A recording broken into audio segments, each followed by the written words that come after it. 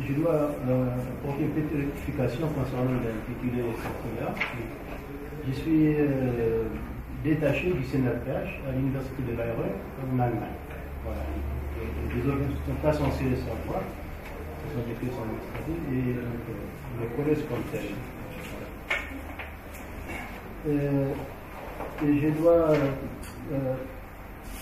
dire un mot de présentation concernant notre amie et conférencière, Madame Elisabeth Fentress, qui n'est pas présentée pour les archéologues, bien sûr, pour les anthropologues. Et peut-être c'est intéressant de les orienter, de qui il s'agit exactement. Donc, Madame Lisa Fentress est archéologue. On dit qu'ils sont spécialistes de la péninsule italienne et aussi de l'Afrique du Nord. Ça, c'est des informations que j'ai eues de Wikipédia. Vous pouvez les consulter. Donc, ce n'est pas quelque chose de privilégié que ça. Ils sont sur Wikipédia déjà. Donc, elle applique l'archéologie à l'histoire sur la langue anglaise. Elle a fait d'innombrables publications sur l'Afrique du Nord, la période antique, et des publications et des ouvrages aussi. Je peux citer ici un de ces ouvrages qui nous intéresse plus particulièrement, à savoir donc la céramique islamique maghrébine du Moyen-Âge, qui est paru en 2011. Et d'autres aussi, donc elle a participé aussi à beaucoup des fouilles, des chantiers archéologiques en Algérie, en Tunisie, au Maroc aussi, donc en Afrique du Nord en général. Et aujourd'hui, donc elle élargit donc, sa perspective pour donc, nous parler donc, de ces nouveaux thèmes. D'après moi, c'est un nouveau thème très intéressant. À savoir donc la diaspora saharienne à l'époque antique, pendant l'Antiquité. Donc je vous donne la parole, vous avez la parole. Merci Dida. Et je voudrais remercier aussi beaucoup le CRASC, M. Mahamdi et Robert Parks de m'avoir invité à voir votre très jolie cité d'Oran. Et je remercie aussi Dida Badi pour avoir accepté de modérer cette session. Je dois préciser que ce que je vais dire aujourd'hui prend beaucoup. Et donc je lui ai mis son nom d'un article que j'ai écrit ensemble avec Andrew Wilson de l'Université d'Oxford, archéologue qui a travaillé en Fezzan sur les Garamantes. Et donc la partie garamantique, c'est plutôt de lui. En 484 après Jésus-Christ, raconte Procope, les morts des Aurès ont détruit Timgad, avec l'objectif que les Vandales n'auraient pas une base pour s'approcher aux Aurès, ni moins une excuse pour s'approcher. Bien qu'on peut douter des détails, l'assertion de motif, on n'a jamais démontré que l'assertion soit fausse ou inventée. Le coupable n'a pas été difficile à trouver. Mastiès, roi mort des Aurès, qui autour de l'année 484 s'est déclaré impérator sur l'inscription et s'est mis à nettoyer son royaume en éliminant la présence urbaine. Mais il reste un mystère qui peut être résumé avec la question « quelle mort ?» Les habitants des montagnes, jouant des ressentiments centenaires contre Rome et sa domination, les paysans avérés d'exactions romaines, ou des nomades barbares, pillards sur chameaux, arrivant de l'Est avec une nouvelle technologie, le chameau, et une vocation pour la destruction. Sur le premier côté, Christian Courtois, Michel Janon et bien plus récemment le regretté Yves Modérand dont la thèse très approfondie et détaillée sur cette question a éliminé, tout au moins, toute question d'envahisseurs de l'Est. Et donc, tous ces gens-là croyaient qu'il s'agissait, pour la destruction de Tingad et les troubles qui sont suivis, des morts de l'intérieur. Sur l'autre côté, on trouve ceux qui pensent qui modérément appelés les néo-berbéristes, Charles Diehl, Gabriel Camps et Pierre Morisseau, qui croyaient tous, si pour des motifs différents, que les morts des Aurès étaient des nouveaux arrivés de l'extérieur. Ces deux positions rentrent dans un débat historique plus grand sur l'importance des invasions barbares dans la collapse de l'Empire romain. Et disons pour le nord de l'Empire, on a exactement le même débat. Est-ce que les Lombards, etc., viennent de l'extérieur ou non? Entre l'action des barbares poilus, les Lombards, les Goths ou les Maures, et l'effondrement systématique, ce dernier a eu beaucoup plus d'attrait. Il va sans dire que même si on accepte l'existence des envahisseurs destructeurs, l'incapacité d'une société de se défendre ou pour réparer les dommages souligne un dysfonctionnement systématique qu'on ne peut pas nier.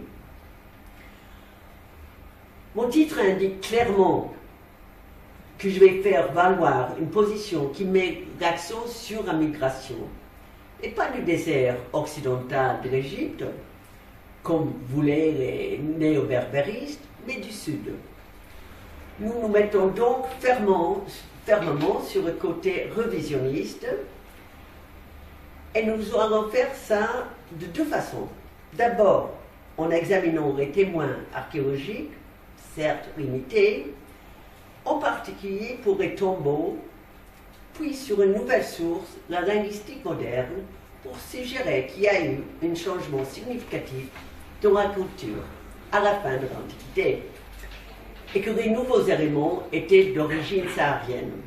Une vue qui, bien sûr, s'inscrit dans les multiples descriptions de Corée, des morts, qui les décrit sur leurs chameaux, avec leurs familles, leurs épouses, les enfants, leurs bébés. Puis, nous examinerons le développement dans le Fezzan et la chaîne des Oasis qui s'étendent vers l'ouest, en décrivant les circonstances dans lesquelles ce mouvement aurait pu se produire. À la fin, on va esquisser quelques conséquences. Parmi les meilleurs arguments avancés par Pierre Morisseau, en particulier pour les morts des Aurès, se trouvent ces remarquables prospections dans les vallées de la montagne, réalisées depuis plus que 50 ans. Dans chaque vallée, comme vous voyez sur cette diapo, on trouve des fermes, des villages, des pressoirs d'olives, des églises. Très peu de grandes structures, mais une myriade de petites, de presses d'olives, de toutes ces choses construites dans l'Opus Africanum romain, avec des coins carrés, quelques inscriptions qui parlent des gens d'origine berbère, avec quelques liens avec l'armée. Loin d'être une imposition romaine, il les considère comme des sites autochtones qui ont bénéficié de l'effet économique et politique de l'occupation romaine. Il les considère comme des sites autochtones qui ont pénétré profondément ces vallées de l'Aurès, avec aussi une pénétration du christianisme dans la région en cours du 4e et 5e siècle. Sa vision est en effet convaincante, et en donnant aux morts une origine locale, Modérant était obligé de voir une deuxième groupe tribal qui n'habitait pas dans ces sites, mais habitait, je ne sais pas, sur les crêtes des montagnes, sur les sommets, coupés de la prospérité apparemment apportée par Rome. Ils attendaient leur opportunité, ils ont frappé lorsqu'ils ont eu la chance. Les preuves archéologiques de cette destruction sont plus difficiles à trouver. On n'a pratiquement pas eu des enquêtes modernes dans la région dans le sens de l'enregistrement et de datation de la poterie. Une exception, c'est celle sur cette diapo. C'est une petite prospection effectuée par moi-même dans la région de Zana, Diana Veterana Nord, romaine, en 91. Vous pouvez bien imaginer pourquoi c'était terminé trop vite. On n'aura jamais fini. Cela a relevé un grand nombre de sites romains. La majorité étaient des fermes, mais il y avait aussi des villages dont certaines avaient un aspect décidément plus indigène. Un exemple se fait voir ici, c'est une photo de Google Earth où vous voyez une... voilà. Toute cette zone ici, vous voyez un village fortifié sur une grande hauteur. Il y avait des inscriptions bibliques. Il s'appelle Gerbourg.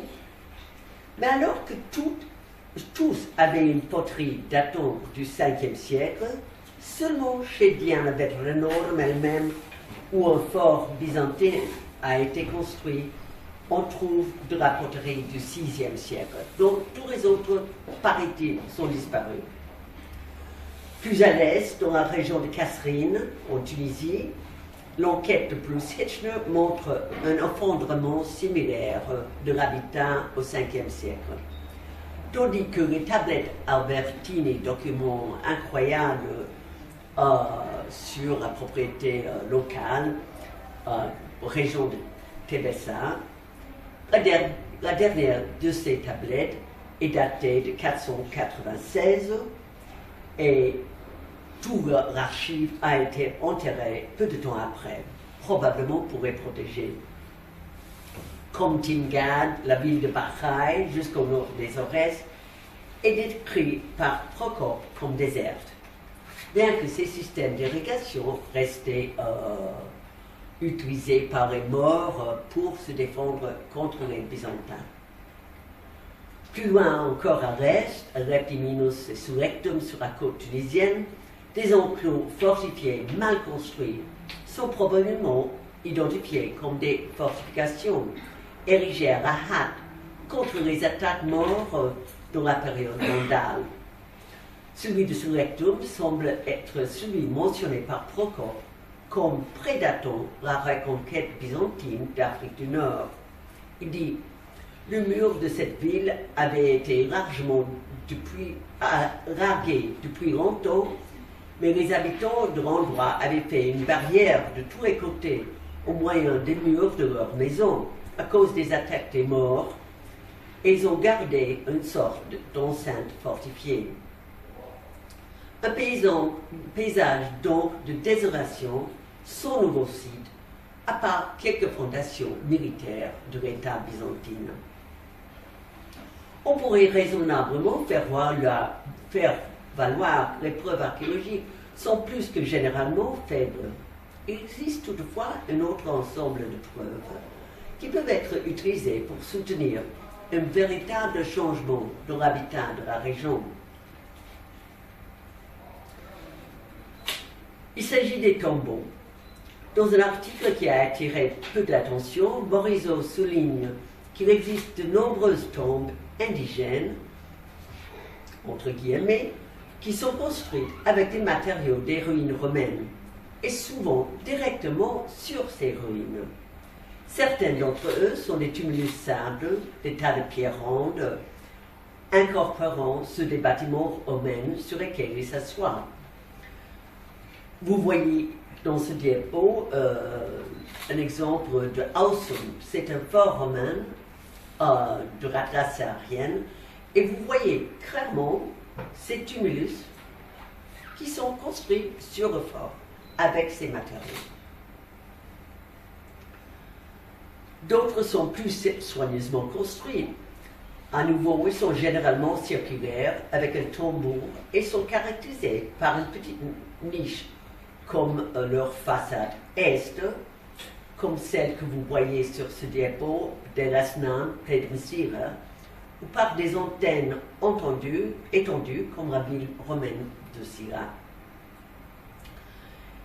Ils peuvent, comme ceux-ci, être très bien ou très grandes, comme deux tubulus à tambour de la région de Négrine, avec des chapelles en trèfle soigneusement construites à l'est, ou assez petits, comme une tombe trouvée sur l'enquête de Zana, que vous voyez ici, sur ce diapo, construite à partir des harpes de la ferme qu'elle couvre, avec une niche claire, probablement pour des offrandes.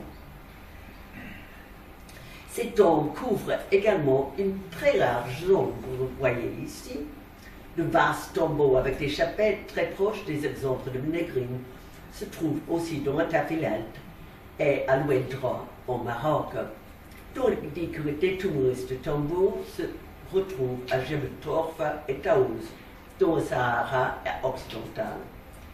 Donc ce sont ces deux-là sur ce diapo. Et c'est là, dans le Ouedra, qu'on les trouve aussi maintenant sur une prospection récente. Les dates par carbone 14 de ce dernier rendent 430 jusqu'à 700 après Jésus-Christ. Un monument que vous voyez ici, dans un style apparenté, sans chapelle, mais construit avec deux murs concentriques, est le plus connu de cette série. C'est la mausolée d'Elbourg, près de Meknès. C'est certainement un édifice romain tardif. Le radiocharbon remonte au 7e ou même au 8e siècle après Jésus-Christ. C'est contesté, il faut dire. Cependant, tout en étant construit dans une tradition indigène et préhistorique, c'est une basina à degrés pour les préhistoriens d'entre vous, nous n'avons aucune preuve pour aucun monument similaire construit pendant l'époque romaine. Ou plus précisément après l'érection du tombeau de la chrétienne près de Tipaza, probablement par le roi hellénistique Jules II. Les centaines de cimetières romains de l'Afrique du Nord, même dans les Aurès, ne contiennent pas un seul tumulus ou un tombe à tambour. Ils sont cependant, comme vous savez, un type très commun dans le Sahara. Encore plus fréquentes sont les petites structures à côté de la tombe de Zana, que vous voyez sur ce diapo, encore construites à partir des arbres de la villa sur le site. C'est cette structure ici que vous voyez en photo ici. Ce sont des rectangles à trois côtés, d'un type généralement interprété comme une chapelle pour l'incubation, la pratique de sommeil dans les tombes, bien attestée dans les sources intérieures. Encore une fois, rien de tel n'est connu des cimetières romains. De bons parallèles, cependant, proviennent du Sahara profond. Les structures à trois côtés sont connues du Hogar, de Tassili, ainsi que dans le Fazan. Des tombes circulaires avec des niches et des tables à l'est, à fois avec des antennes, sont également très fréquentes dans les cimetières Garamond de Wadi al-Ajal au Fazan, ou plus généralement dans les territoires garamontiens. L'exemple le plus fréquent d'une tombe à tambour avec des antennes, avec des multiples petits tas de pierres couvrant des offrandes, des os d'animaux ainsi que des structures en nu, provient de Inageshelam, le Tadraft Akakis. Le radiocharbon du tombeau renvoie à une date de 246 jusqu'à 420 après Jésus-Christ. Donc ça semble un site préhistorique, mais il ne l'est pas du tout.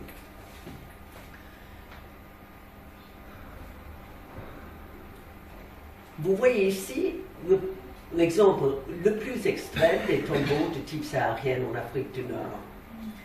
C'est, comme vous le savez tous, les Djedar, deux groupes de grandes tombes monumentales près de Tiaret. Construits entre le 5e et le 6e siècle, la forme pyramidale sur une base carrée, il domine le paysage environnant.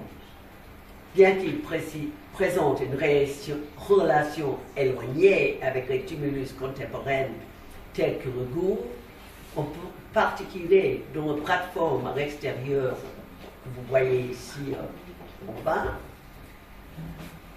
qui a servi à des fins de culte, ils sont entièrement originaux.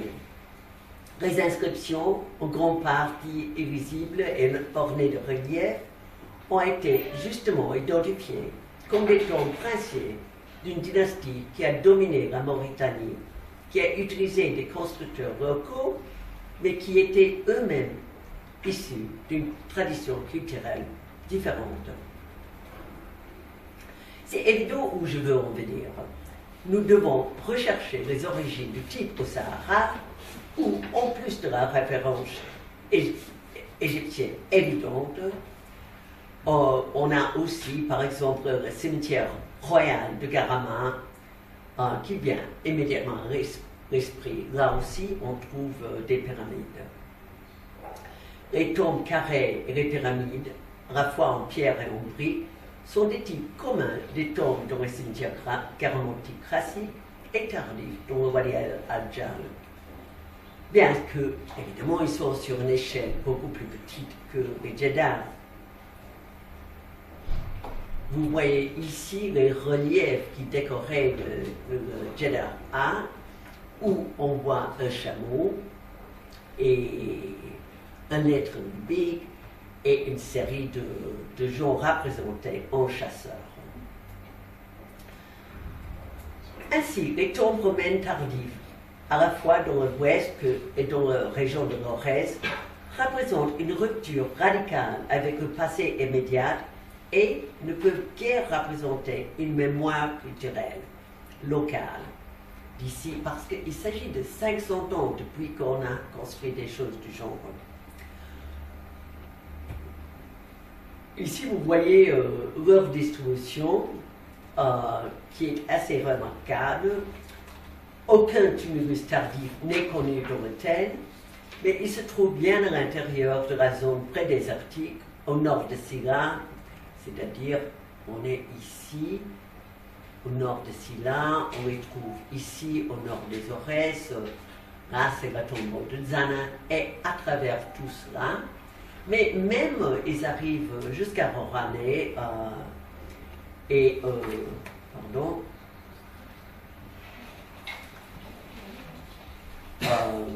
dans le tombeau de Matruel. Je vais passer maintenant à un autre type d'évidence, et c'est les changements linguistiques.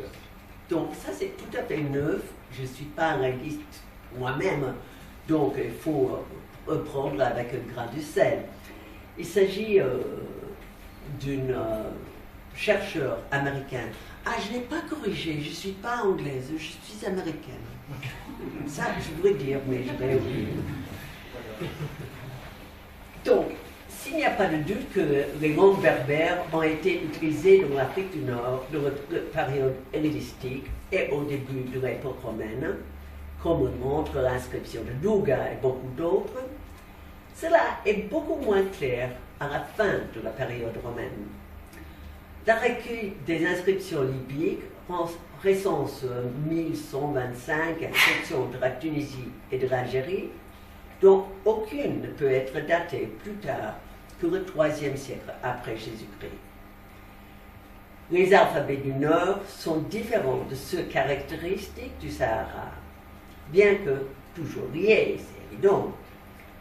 Ceux-ci sont la Tifinagh ancien et le soi-disant Tifinagh moderne, dont les lettres apparaissent déjà sur les blocs réutilisés pour la construction du tombeau de Tininan au IVe ou au Ve siècle après Jésus-Christ. Les alphabets libyques semblent avoir disparu dans le Maghreb vers la fin du IIIe siècle après Jésus-Christ, sous la pression de l'habitude épigraphique latine et aussi de la vitalité continue du punique, au moins comme langue parlée.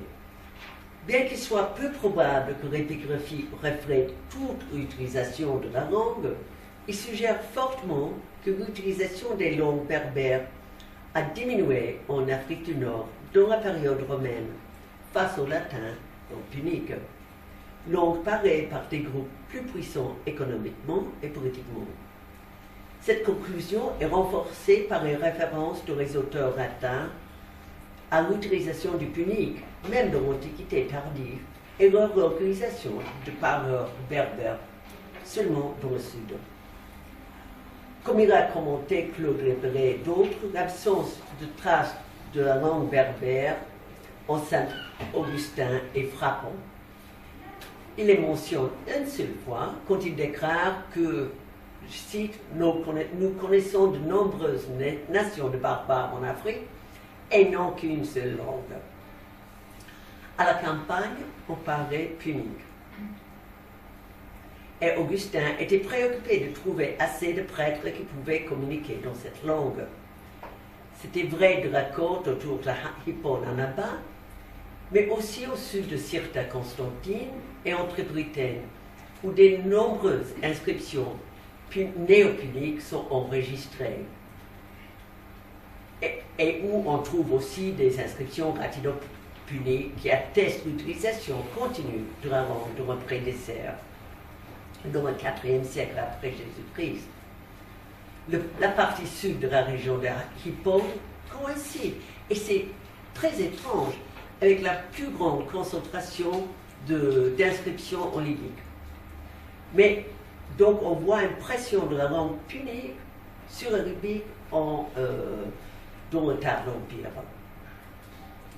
Bien sûr, il n'y a aucune raison de douter que la langue libyque ait continué à être parlée dans certains endroits, survivant peut-être dans des zones comme la Haute-Kabylie et en Mauritanie sétifienne, où, comme Augustin l'indique, on ne parlait pas de punique. Le latin s'est peut-être répandu plus loin, à l'ouest, parmi des gens ordinaires, car les inscriptions très tardives d'Altava et de Volubilis le démontrent. Nous devrions noter l'utilisation même aujourd'hui du calendrier julien plutôt qu'islamique dans l'Atlas marocain. Mais si le latin et le punique n'ont pas éliminé les langues africaines, ils les ont certainement isolées.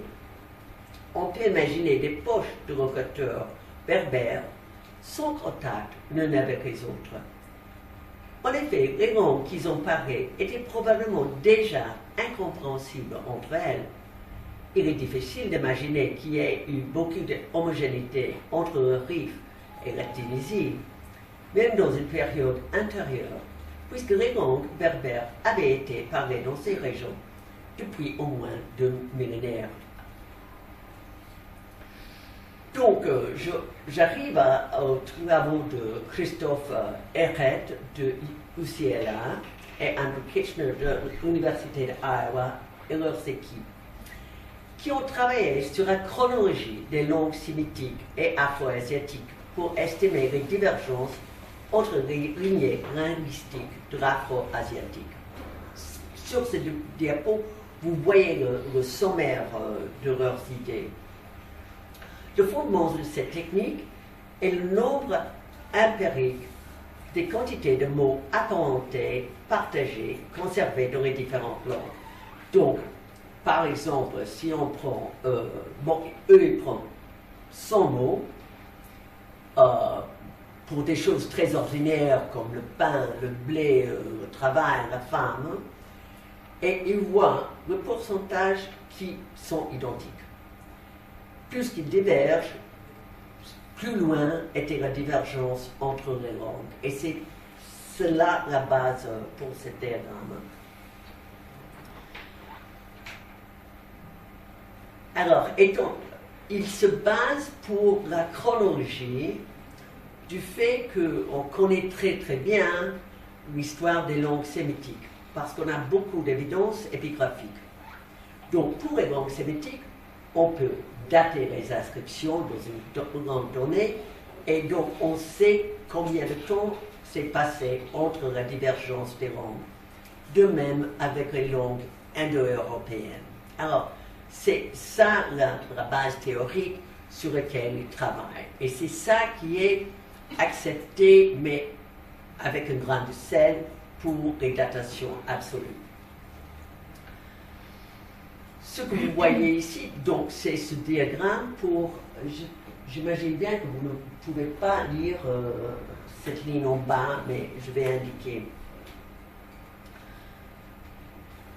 L'estimation actuelle de R.H. Kitchen est que l'ancêtre de toutes les langues amazighes modernes, qui désignent proto-berbère, c'est ici, aurait été parlé vers 2000 jusqu'à 1500 avant Jésus-Christ, bien qu'il voit la division de ces langues des autres langues afro-asiatiques vers 5000.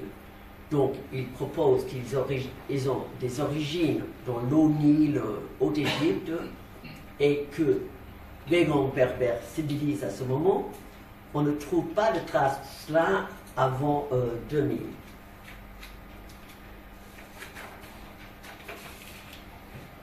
Alors, les premiers sont représentés par le Zenaga, et c'est cette colonne ici, pareil dans la Mauritanie.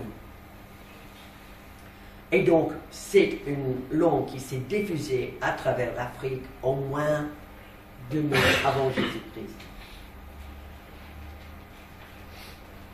Une deuxième expansion majeure s'est produite vers le milieu du premier millénaire avant Jésus-Christ, lorsque les langues filles de la première groupe, les formes ancestrales des langues telles Siwa, Khadamez, Nafusa, Touareg et Shila, se répandent dans les zones désertiques orientales et centrales, à l'ouest jusqu'à la Mauritanie occidentale, et des langues ancestrales de la Kabylie dans la région occupée par la Numidie et la Mauritanie.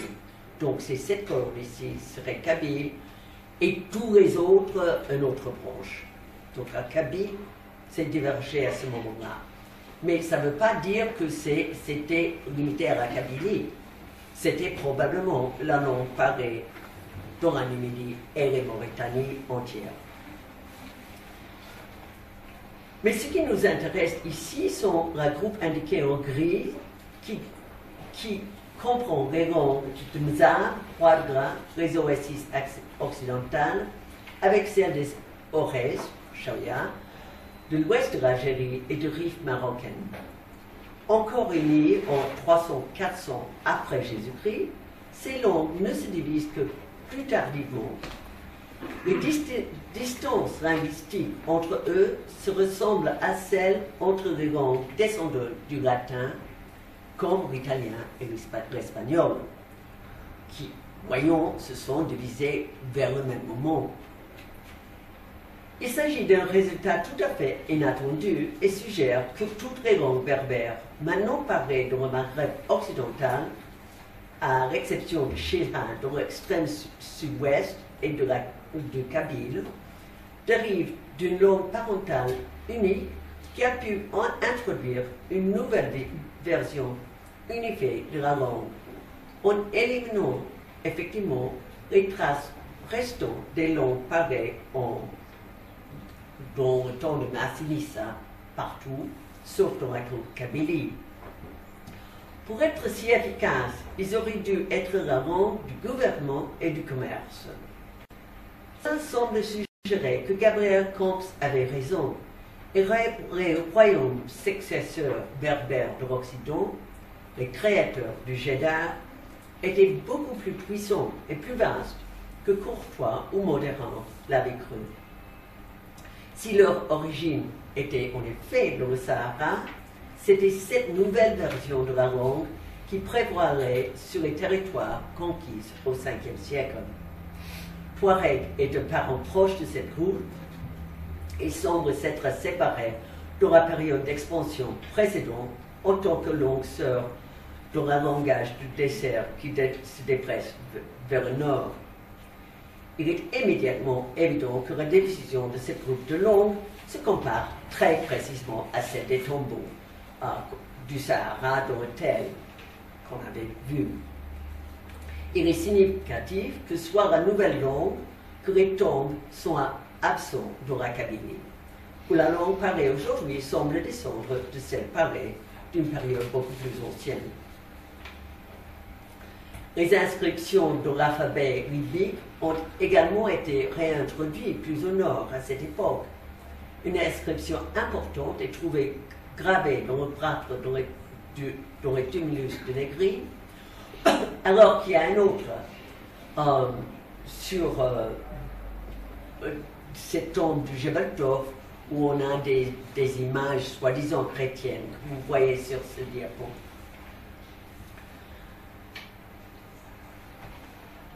Modérant souligne à juste titre que Procope ne fait aucun doute que les morts de Yaoudès étaient les mêmes morts vivants de les Aurès de la destruction de Tingad en 484 après Jésus-Christ.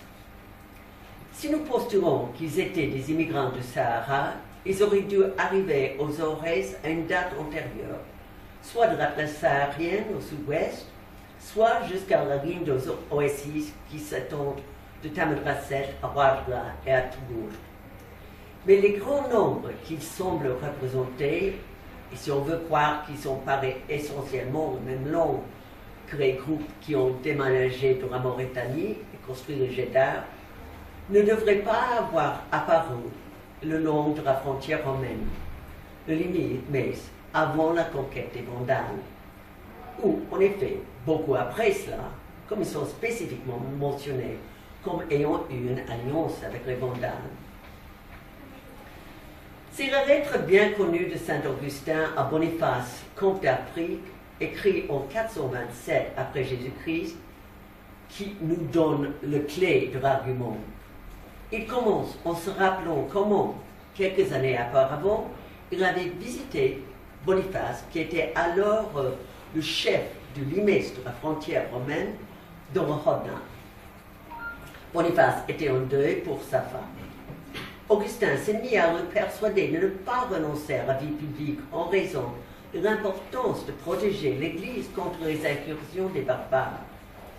Mais en 427, quand Boniface s'est vu chargé de toute la province, Augustin estime que son inaction, malgré son armée considérable, le rend responsable de la chute de l'Afrique. Il dit, que dirais-je de l'Afrique dévastée par les barbares, même de l'Afrique sans que les personnes les arrêtent? Sous le poids de vos propres affaires, vous ne faites rien pour détourner ces malheurs. Quand Boniface n'était que tribun, il domptait, contenait toutes ces nations avec une poignée d'alliés qui auraient cru que Boniface est devenu grand et établi en Afrique avec une grande armée, un grand pouvoir. Les barbares seraient avancés avec tant d'audace, auraient tant ravagé, tant pillé et changé en solitude dans de lieux naguère si peuplés. Même si l'exagération rhétorique est claire, il est également clair que le limès avait cédé, soit dans le Hodna, ou soit dans les Aurès même. La conquête des Vandales quelques années plus tard, et en tout cas la complète désintégration de la frontière, laissant les passages des Aurès ouverts. En effet, c'est exactement ce qu'il dit Procope. Je cite, « Les Libyens ont repris une grande partie du territoire. Nous dirons que les tribus sahariennes sont venues par les deux voies. Certaines se sont installées dans les Aurès, certaines continuant dans les Mauritanie. » Alors, contre cette idée, Modérant oppose, mais ce sont des nomades. Qu'est-ce qu'ils savent de l'irrigation? Comment peuvent-ils inonder les plaines autour de Baraï, utiliser les canaux d'irrigation?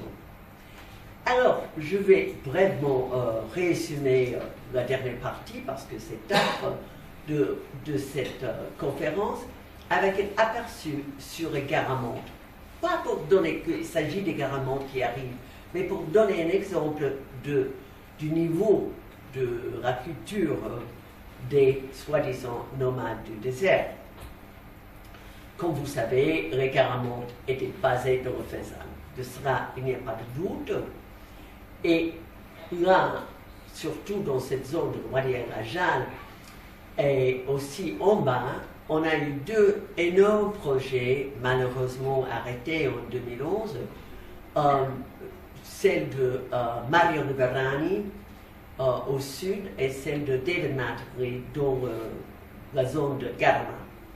Tous les deux des prospections avec des fouilles et qui nous ont relevé beaucoup de ce qu'on a, plus que ce qu'on savait d'Garamond avant.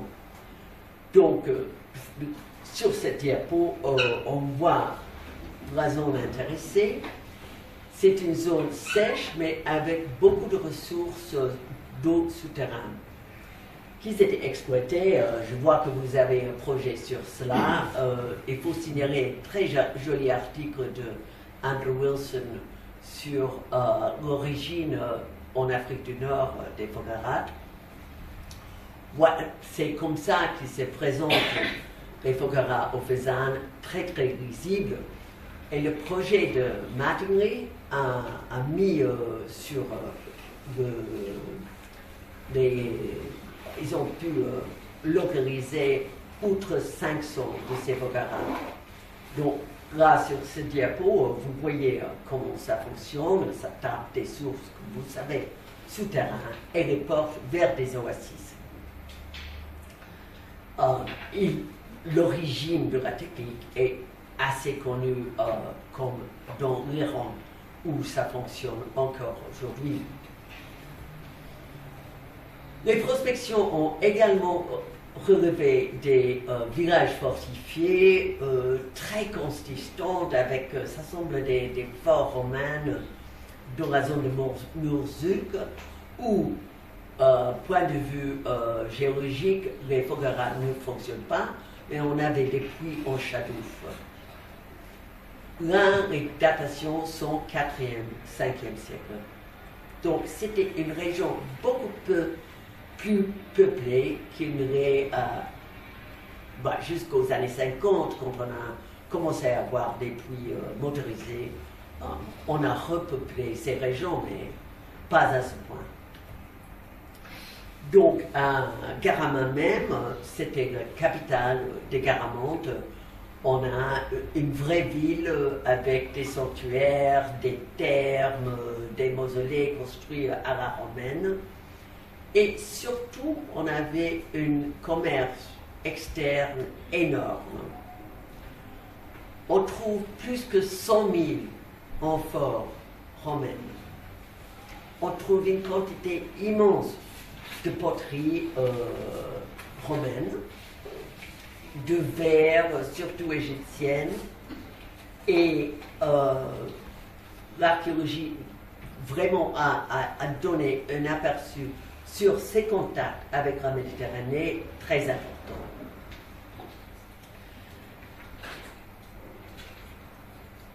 On croit que les Garamontes avaient deux commerces, une avec le sud, où ils échangeaient du sel, toujours, et des cornalines, d'amazonides, avec Canem et Chad. Ils les échangeaient pour les esclaves et peut-être pour de l'or, mais on n'a pas les preuves. Mais les esclaves sont certains.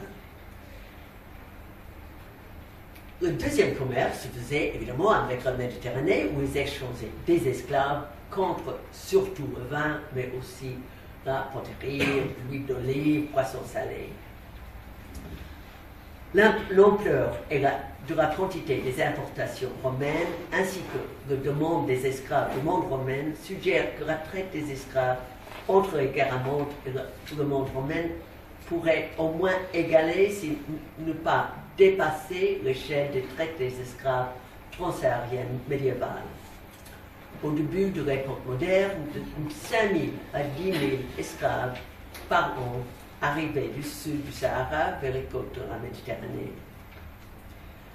Si on juge par la quantité des importations romaines de Fezzan des Garamontes, ce commerce saharien et transsaharienne a été plus intense à partir de la fin du 1er siècle après Jésus-Christ, suite au rapprochement entre Rome et les Garamontes après l'an 69. ce commerce a continué jusqu'au 4e. Au 5e, ça semble disparaître. Et en même temps, on voit un changement dans les oasis. Sur ce diapo, vous voyez une série de fogaras trouvés dans une zone de Wadi al-Ajal. Et Wilson a pu démontrer qu'ils ont dû pousser toujours plus profondément parce que la nappe phréatique descendait en continuation. Beaucoup de ces habitats étaient déjà déserts au 5e siècle. On n'est pas sûr si c'est la surexploitation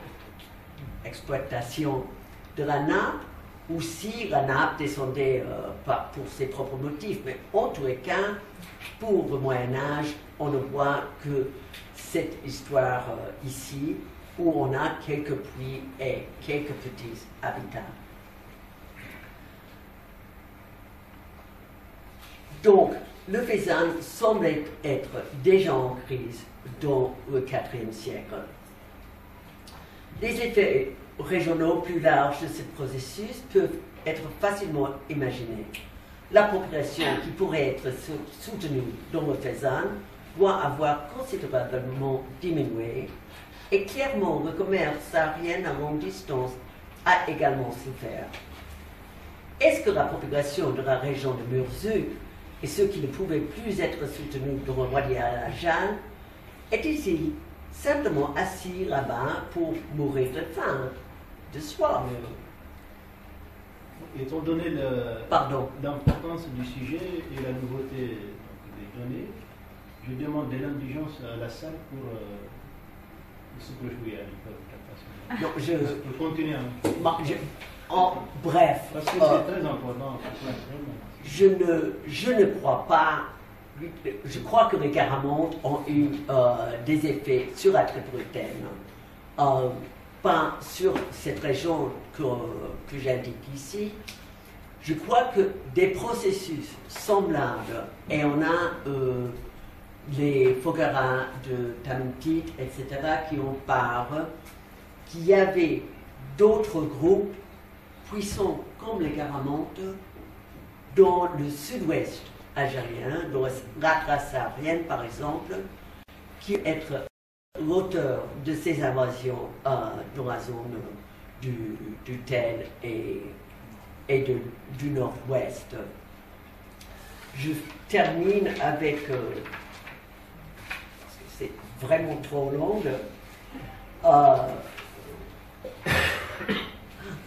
c'est parce qu'on a réimprimé les mêmes feuilles.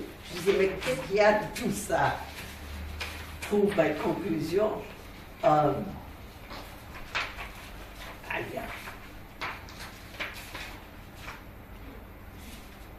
L'idée que les mouvements berbères contre et dans les marges sud de la fin de l'époque romaine et pendant l'époque vandale faisait partie d'un processus avec ses racines dans la Sahara profonde serait également adapté à la propagation tardive vers le nord des tombes et des alphabets plus près de Divinar saharienne.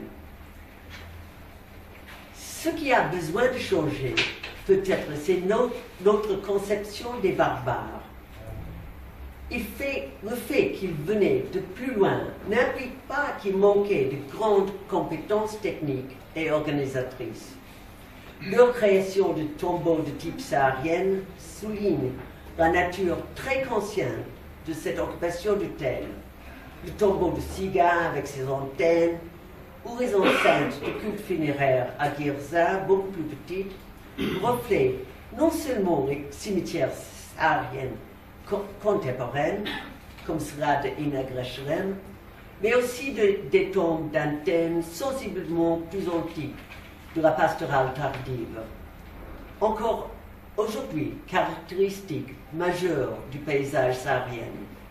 Comme Rijedar, il semble annoncer en termes clairs: nous sommes ici et nous venons du désert.